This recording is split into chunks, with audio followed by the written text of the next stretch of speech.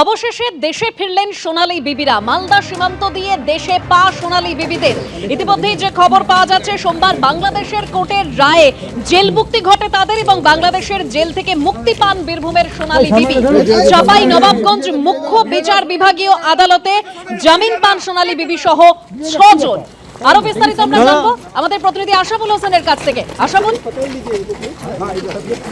দেখো দেবস্মিতা, আমি দীর্ঘক্ষণ আগে থেকেই বলছিলাম যে সোনালী বিবিরা আজকে রাতেই তারা ফিরবেন, মালদা বর্ডার দিয়ে তারা ফিরবেন এবং সেই মতোই মালদা বর্ডার দিয়ে তারা মালদায় প্রবেশ করেছেন এবং তাদের মালদা হসপিটালে প্রথমে নিয়ে যাওয়া হবে, কারণ তিনি আসন্ন প্রসবা, সেখানে তার চিকিৎসা করা হবে এবং শারীরিক সমস্ত পরীক্ষা নিরীক্ষা করা হবে এবং তারপর সবকিছু ঠিক থাকলে আগামীকাল তার যে বাড়ি সেই বীরভূম জেলায় তাকে নিয়ে যাওয়া হবে। তুমি একটা বলা যেতে পারে দীর্ঘ প্রতীক্ষার অবসান, একটা অধ্যায়ের অবসান বলা যেতে পারে। 6 মাস ধরে বাংলাদেশের জেলে বন্দী ছিলেন সোনালী বিবি এবং তার পুত্র সন্তান সহ আরো 6 জন। হাইকোর্ট গত আগস্ট মাসে নির্দেশ দিয়েছিল যে সোনালী বিবিদের ভারতে ফেরাতে হবে, তারা ভারতের নাগরিক, কিন্তু তারপরেও কেন্দ্রের তরফে টালবাহানা করা হয়। সুপ্রিম কোর্টে যায় কেন্দ্রীয় সরকার এবং সুপ্রিম কোর্টও তারা নির্দেশ দেয়। এর আগে তারা পর্যবেক্ষণে বলেছিল যে তাদের ফিরিয়ে আনার জন্য।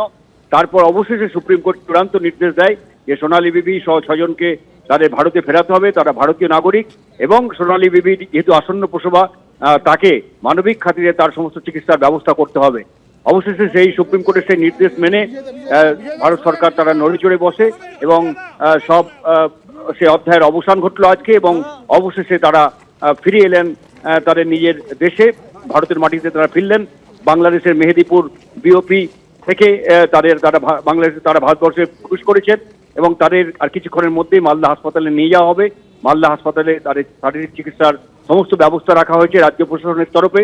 সেখানে তাদের আজকে রাতে সেখানেই থাকার কথা এবং সব ঠিকঠাক থাকলে, শারীরিক সমস্ত কিছু ঠিকঠাক সুস্থ থাকলে তাকে কালকে তার নিজের বাড়ি বীরভূমে নিয়ে যাওয়া হবে এবং তারপর সেখানে স্থায়ীভাবে তার চিকিৎসার ব্যবস্থা করা হবে।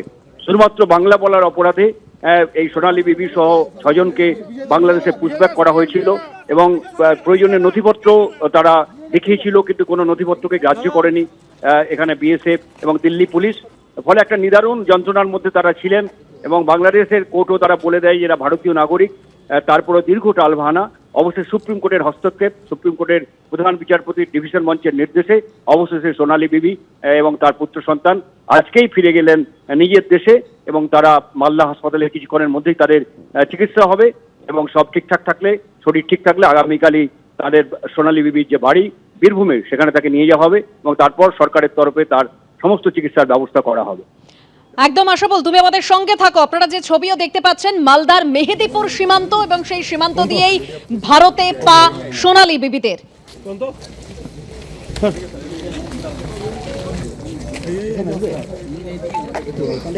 মালদা জেলার তৃণমূলের সভাধিপতি লিপিকা বর্মন ঘোষ কি বলছেন, জেলা পরিষদের সভাধিপতি কি বলছেন শোনাবো।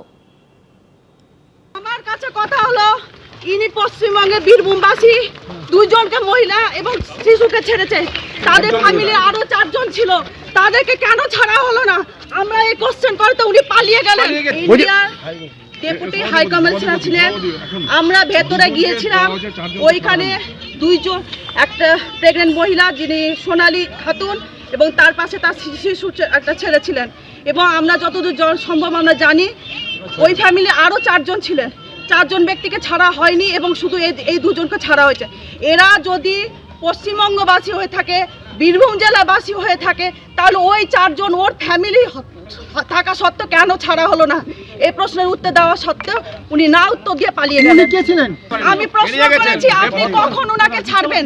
কালকে ছাড়বেন, পরশুদিন ছাড়বেন, কখন ছাড়বেন আপনি উত্তর দেন, কিন্তু উনি কোনো সদুত্তর দিতে পারেননি।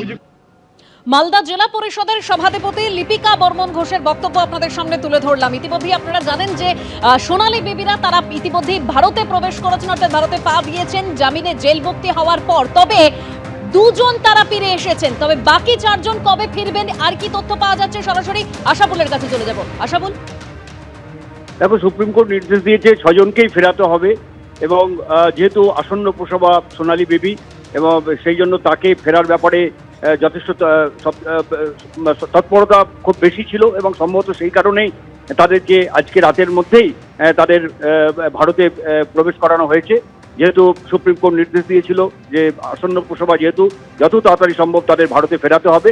ফলে সুপ্রিম কোর্টের সেই নির্দেশ মেনে ভারত সরকার, আমাদের দেশের সরকার, তারা তৎপর হয় এবং সোনালী বিবি এবং তার পুত্র সন্তানকে এই মুহূর্তে তারা মালদায় প্রবেশ করে গেছেন। কিন্তু বাকি চারজন, তাদেরও ফেরানোর নির্দেশ দিয়েছে সুপ্রিম কোর্ট। এবং আমার যেটা মনে হচ্ছে যে হয়তো কিছুটা দেরি হবে, কিন্তু তারা দেশে ফিরতে পারবেন, কারণ সুপ্রিম কোর্টের চূড়ান্ত নির্দেশ রয়েছে। হয়তো কিছু যে নিয়ম কানুন রয়েছে সেই নিয়ম কানুন হয়তো বেশি আরো কিছু অনুসরণ করা হচ্ছে সেই কারণেই। তবে একটা স্বস্তির বিষয়, একটা অধ্যায়ের অবসান। প্রায় 6 মাস বাংলাদেশের বন্দী ছিলেন সোনালী বিবি এবং তার পুত্র সন্তান। তারা অবশেষে মালদায় ঢুকেছেন। কিছুক্ষণের মধ্যে মালদা মেডিকেল কলেজে তাদের চিকিৎসা করা হবে, শারীরিক পরীক্ষা নিরীক্ষা করা হবে এবং সবকিছু ঠিক থাকলে আগামীকাল নিজের জেলা বীরভূমে ফিরতে পারবেন সোনালী বিবি এবং তার পুত্র সন্তান। এবিপি আনন্দ, এগিয়ে থাকে, এগিয়ে রাখে।